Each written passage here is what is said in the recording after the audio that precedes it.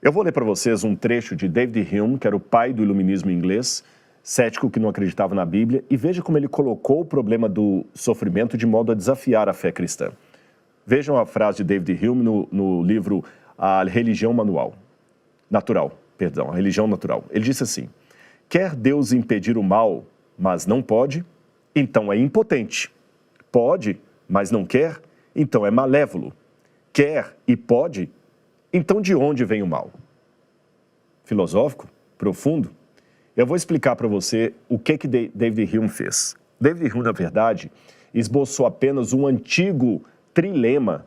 O que é trilema, Rodrigo? Dilema é quando você tem duas alternativas.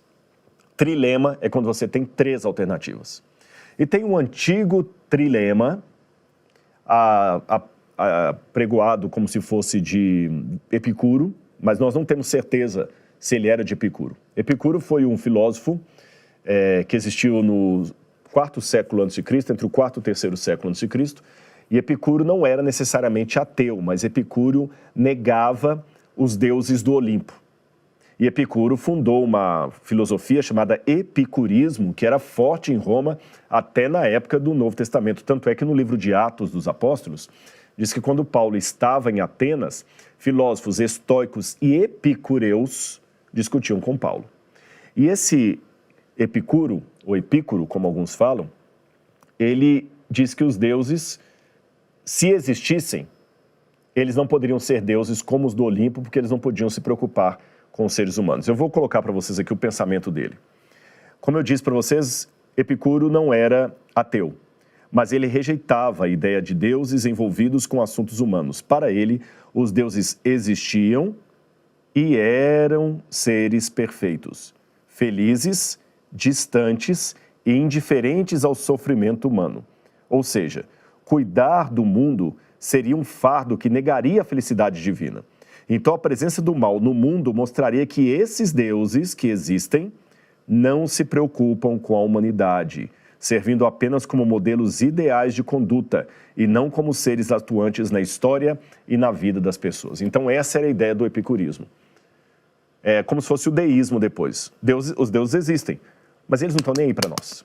E tem muita gente que pensa assim: pode até ser que Deus exista, mas ele é ocupado demais para se preocupar conosco. Então, com base na filosofia de Epicuro, veio esse trilema que eu falei com vocês, que é atribuído a ele, mas há outros autores também que citam o mesmo trilema.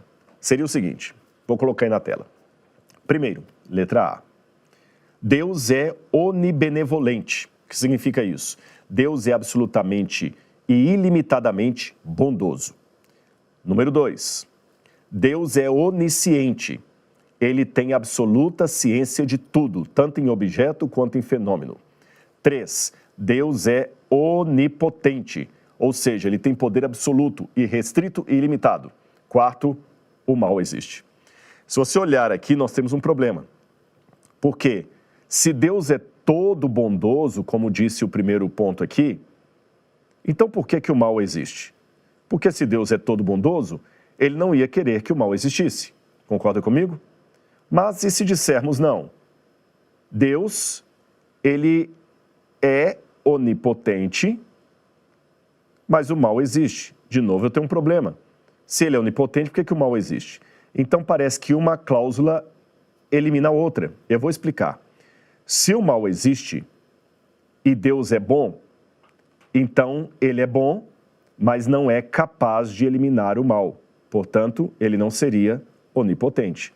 Porque por ser bom, ele não ia querer a existência do mal. Mas se o mal existe, é porque ele não foi capaz de eliminar o mal. Ou, letra B, se Deus é onipotente e o mal existe, então ele não é bondoso. Porque ele poderia evitar o mal e não o fez. E ele também sabia o que haveria de acontecer. Então, essa é a problemática que nós enfrentamos em relação ao dilema do mal. Quando a gente estuda filosofia, é assim que os filósofos colocam a problemática.